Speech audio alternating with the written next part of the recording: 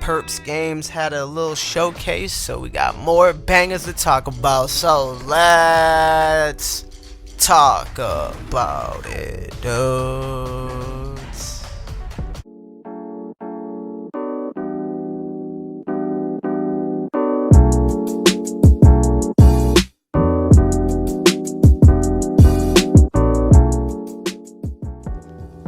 What's going on, everybody? It's your boy Husky Pup over at NGI, and today in this video we are going over the Perps showcase and all the new titles and all the other games that was shown off, and I'm just going to give you my thoughts and opinions on it, and it's a couple of bangers. So without further ado, let's keep the hype train rolling, boys. We are at 540 subscribers. I want to thank everybody real quick for subscribing. Let's run this channel up to 1,000, so if you're new, please subscribe, and let's keep it going. So the first one in this video is Madison. Now, Madison is a remaster taking full advantage of the PSVR 2 headset, and it's supposed to be scarier with high fidelity and graphics. And honestly, it looks pretty scary. I mean, you might look at it flat screen while you're watching the YouTube trail, and it's like, it kind of looks meh. But until you don that damn headset, like that RE7, you do not know how scary that shit could be. But to be fair, it does look a little rough around the edges, and just a little, you could tell it's like indie kind of, because there's like locations that are very empty, or there's just a door in the middle of an empty room and you just see a chair behind it as it opens, and there's a quick try to like jump scare there, and it's kind of cringy a little at times. But Madison is coming nevertheless, and we are here to cover the news plus give you my opinions and my takes. That's why y'all click the video, and that's why y'all watch. The next one we're going to go over is Bullet Hell VR.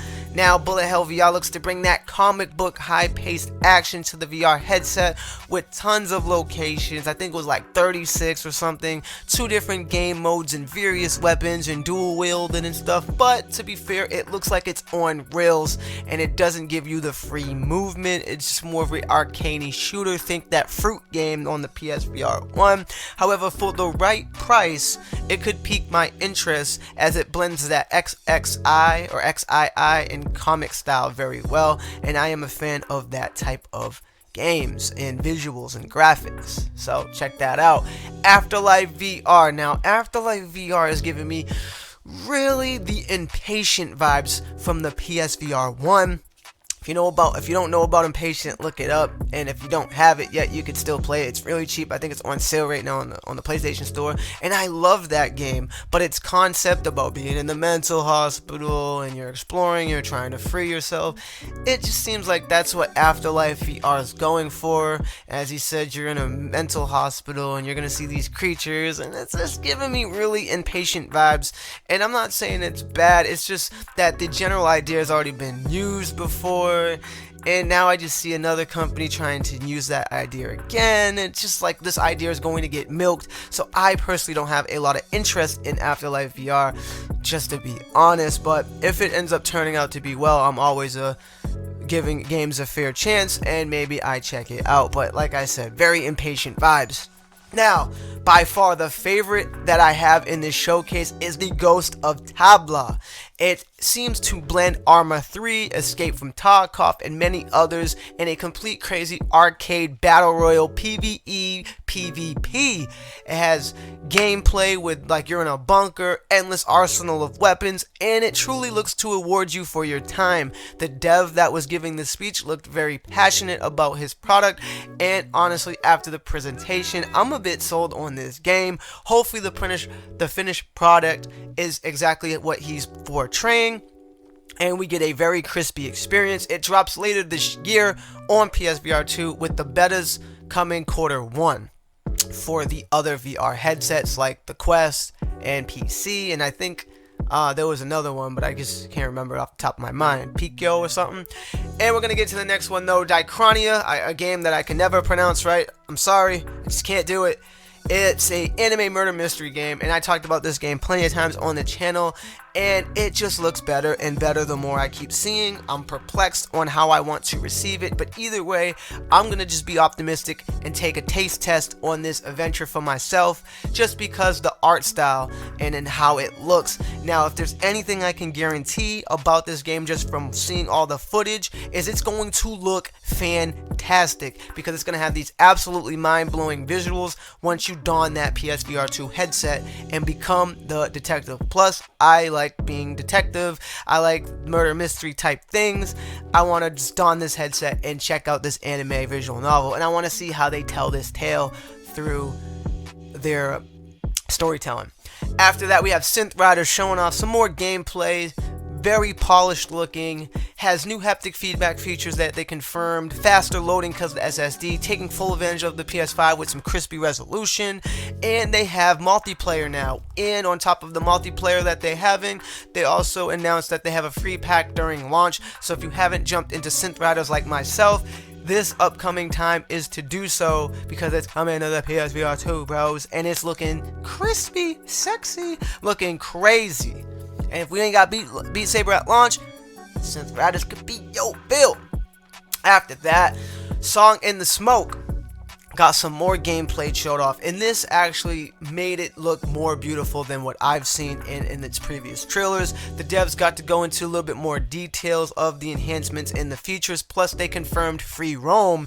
And now, for people that don't want to teleport anymore, you can do free roam. I can't stand teleporting myself, so this is a better option.